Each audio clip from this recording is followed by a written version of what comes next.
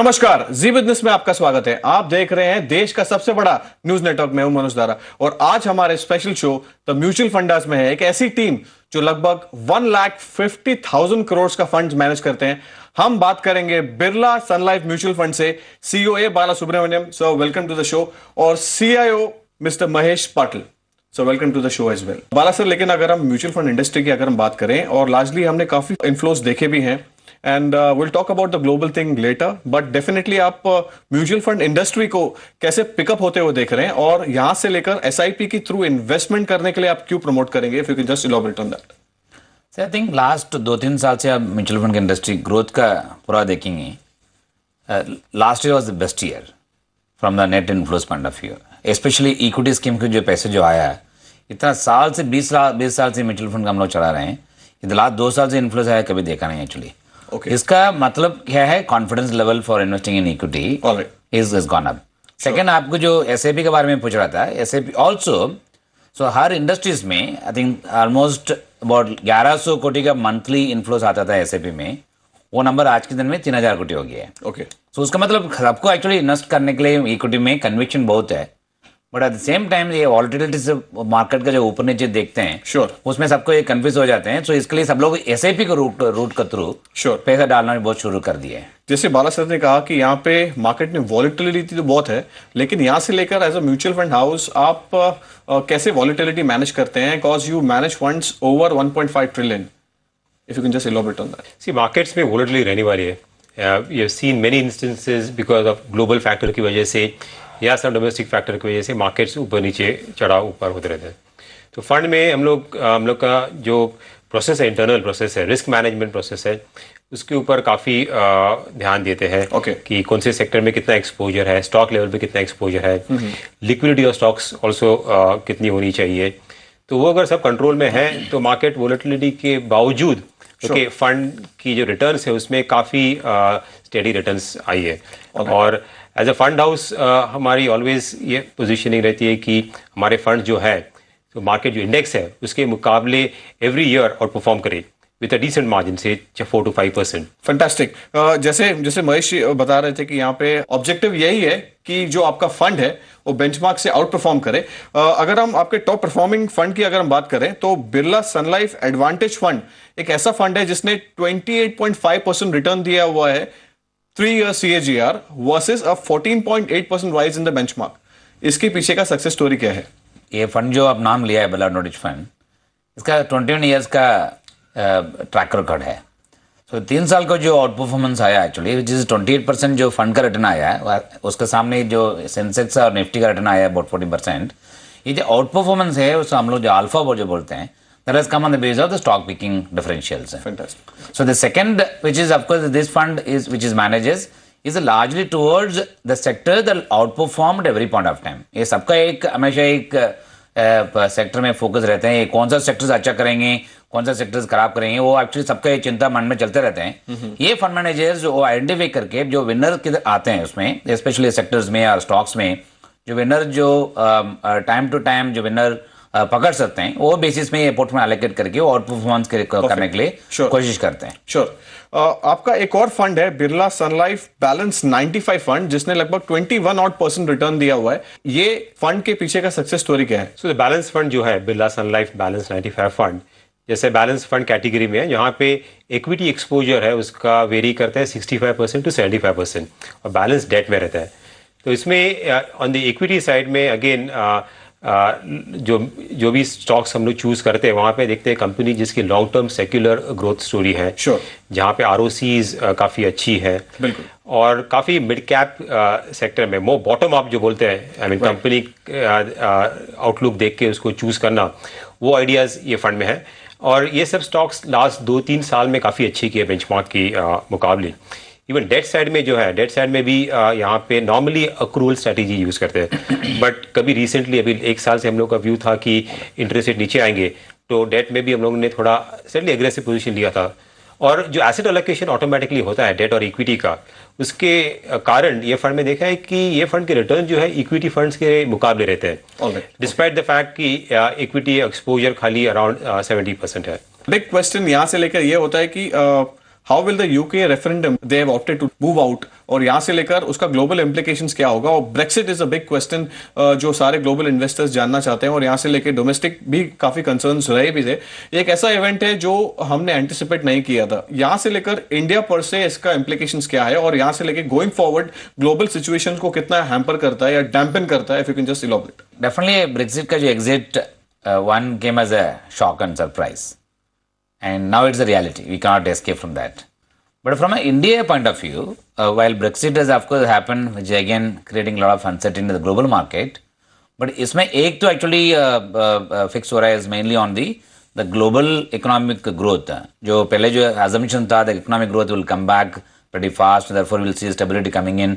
इसको वजह से the Fed rate का increase बढ़ेंगे, Fed rate will get hiked and all those things.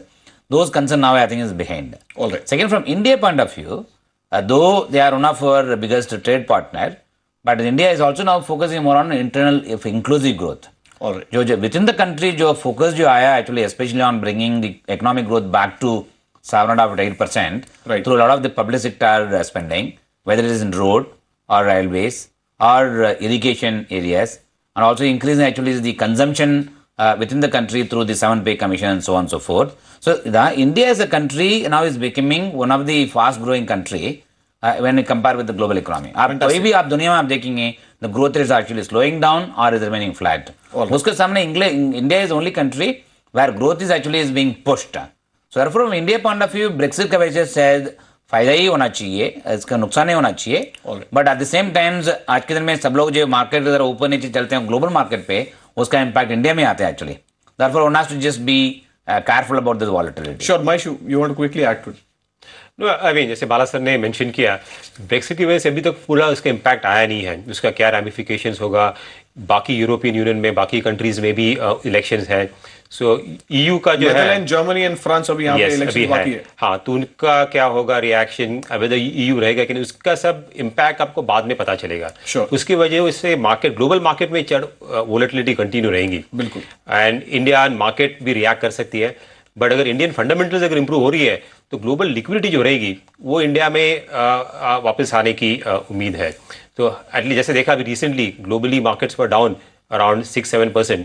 Indian markets relatively were less down, just around 3%. So I think India definitely remains a much better place compared to any other markets globally. Sure, कुछ देर पहले बाला sir बता रहे थे कि यहाँ पे लेके जो लार्जर कंसर्न्स थे अपार्ट फ्रॉम ब्रेक्सिट, जैसे फेड रेट हाइक का आपने मेंशन किया, और यहाँ से लेके आपको क्या लगता है कि यहाँ से फेड रेट हाइक पर कैसे इंप्रूवमेंट्स होने वाले हैं, या इनफैक्ट फेड रेट हाइक पर आपका क्या व्यू है, if you can just elaborate market perspective से उसका क्या इंप्लीकेशंस है गोइंग फॉरवर्ड. सो अगर देखें आफ्टर दी पॉलिसी जो हुई थी वहाँ पे जो फेड मिनट्स के बाद एक्सपेक्टेशन था कि ये साल में there could be 2 another hikes, right, और some hike first hike post Brexit.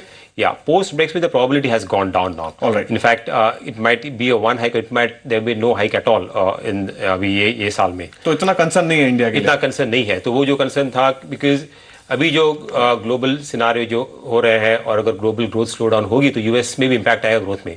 तो वो पैरामीटर देखते हुए प्रोबेबिलिटी जो अभी थी रेट हाइक की यूएस में, वो काफी हद तक नीचे आ गई है. श्योर, आपने फेड रेट हाइक की बात कही, बट अपार्ट फ्रॉम ब्रेक्सिट और यहाँ से लेकर यूएस का एक जो कंसर्न था वो एक लार्जली अभी काफी दूर जाते हुए दिख रहा है. But apart from Brexit and Fed, आपको क्या लगता है कि और कौन कौन से फैक्टर्स हैं जो इंडिया को एक कंसर्न की तरफ लेके जा सकते हैं, और that expectations that can Daryl the big expectation, if you can just highlight. From India point of view, the risk is getting more or less is not too many. I'm asking if China is a bigger threat than.